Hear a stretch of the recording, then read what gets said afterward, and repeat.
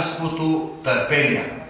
Тъй като говейки през целия ден, ние се въздържаме от храна, питие и страсти и по този начин ние се научаваме да бъдем търпеливи.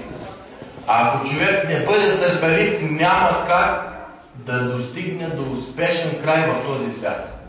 Тъй като Аллах Азза ва Джалла изпитва неговите раби с различни изпитания, които изпитания, начина по който те могат да бъдат преодоляти, това е търпението във вярващия. И когато вярващия изгуби търпението, може да се провали пред всяко едно изпитание, което Аллах Тяля може да му го изпрати. Затова казва Аллах Тяля в Корана, сура Бакара: и непременно ще ви изпитаме с страх и с глад и с намаляване на имотите и на децата. Ще ни изпита с страх, глад, намаляване на имотите и на децата и накрая да е така казва Аллах Тяля: уабешири сабирин, и благовествай търпеливите. Онези, които изтърпяват на тези изпитания.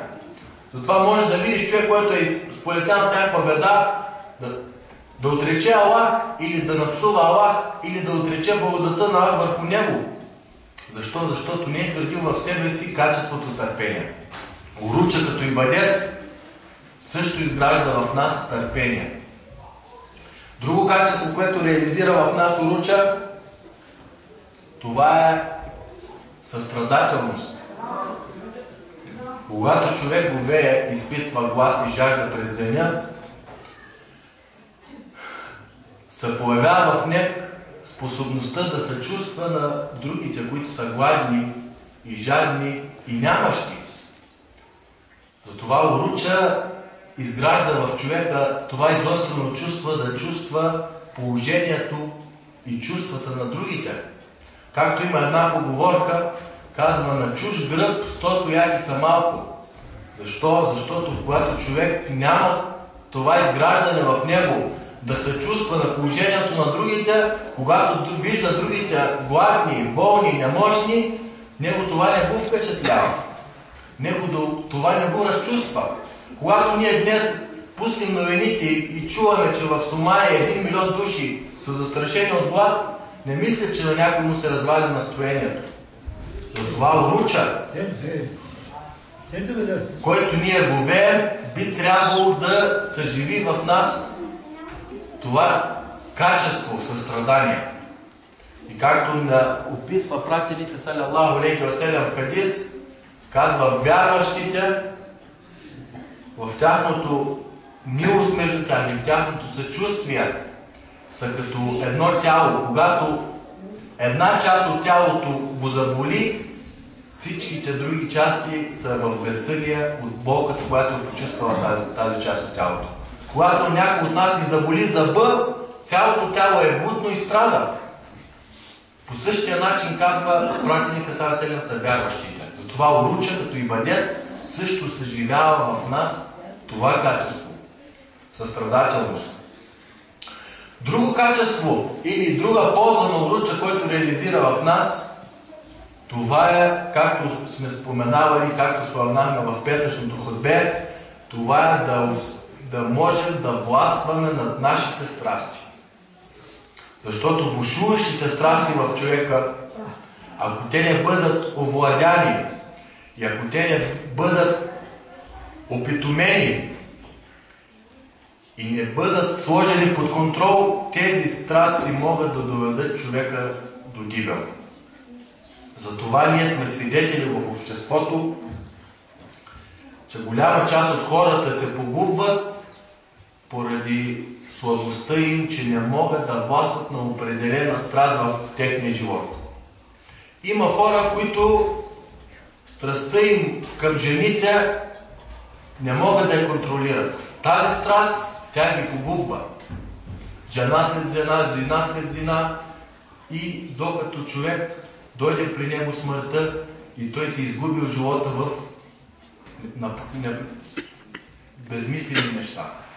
Има хора, които страстта им към играта на късмет и към комара и хазарта ги погубва. Има хора, алкохола ги погубва и така нататък. различни са страсти, които бушуват в хората, поради това, че не могат да бъдат контролирани, тези страсти погубват човека. Говеението изгражда в човек тази воля, тази способност да каже на неговите страсти не до тука. Човек може да говее заради Аллах от сутрин до вечер.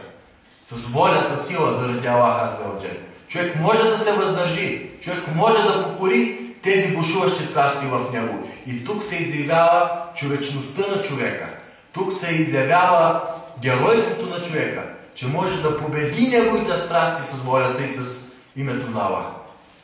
Но онзи, който стои пред една чаша алкохол и не може да каже не, този човек е слаб, този човек е немощен, този човек е загубил нещото, с което се отличава човека, а това е волята. Затова уруча изгражда в нас това качество. Да можем да властваме на нашите страсти. Затова казва пратеника саллаллаху алейхи ва саллям в хадис, казва ас-сияму джунне, казва говеението е щит. Казва за това този, който говее, фаля ярфус валя яджхал. Казва този, който е говеещ, да не говори непристойни неща и да не постъпва лекомислено в неведения. Защото уручен щит създава в човека бдителност, будност. Когато човек през целия ден се пази да не хапне храна или да не пине вода, с която да вали, това изгражда в него бдителност, самозащита, да бъде бдителен и да бъде буден.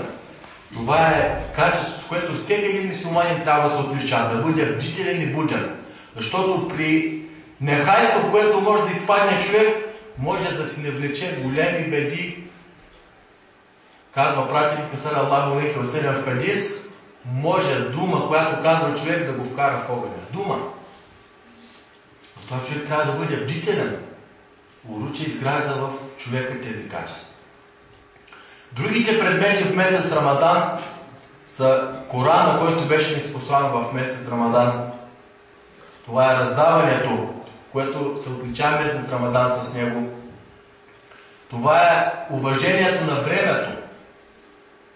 Това е също колективният дух, който се изгражда в нас, но за тези предмети ще говорим в други вечери, тъй като времето сега е ограничено. Затова моля се на Аллах Азза ва Джал да ни напъти в този месец Рамадан още по-силно, да ни утвърди на неговата религия и да ни опрости нашите грехове, тъй като може би опрощението на нашите грехове в този месец трябва да бъде първата и най-основна цел, поради това, че казва пратеника саллаллаху алейхи ва саллям в хадис, когато се качи на минбера, на едно от стъблата на минбера и каза Амин.